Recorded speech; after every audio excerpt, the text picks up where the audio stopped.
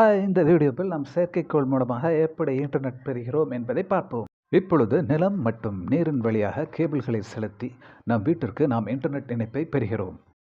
செயற்கைக்கோள்களை நாம் 3 இடங்களில் நிலைநிறுத்துகிறோம். முதலாவதாக ஜியோ ஸ்டேஷனரி ஆர்பிட். இது நிலப்பரப்பிலிருந்து 35,786 கிலோமீட்டர் இருக்கிறது. இதற்கு 3 அல்லது 4 செயற்கைக்கோள் போதுமானது. ஆனால் இந்த செயற்கைக்கோள் மிக பெரிதாக இருக்கும். மேலும் இது சிக்னல்களை நிலத்தில் இருந்து எடுத்து மறுபடியும் கீழே விடுகிறது. இந்த சிக்னலை பெறுவதற்கு நம் பெரிய ஆண்டனாக்கள் தேவை. அந்த ஆண்டனாக்கள் சிக்னல்களை ப்ராசஸ் செய்து நம்மளுக்கு இன்டர்நெட் பெற வழிவகுக்கிறது. இந்த சிக்னல்கள் தாமதமாக வருவதால் இன்டர்நெட்டின் வேகம் மிகவும் மெதுவாக இருக்கிறது. இரண்டாவதாக செயற்கைக்கோள்களை மீடியம் எர்த் ஆர்பிட்டில் நிலைநிறுத்துகிறார்கள்.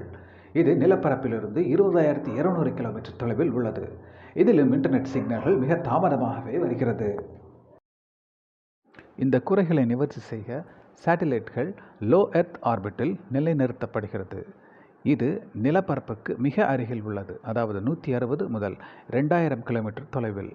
இதில் சிக்னல்கள் மிக தெளிவாக கிடைக்கிறது.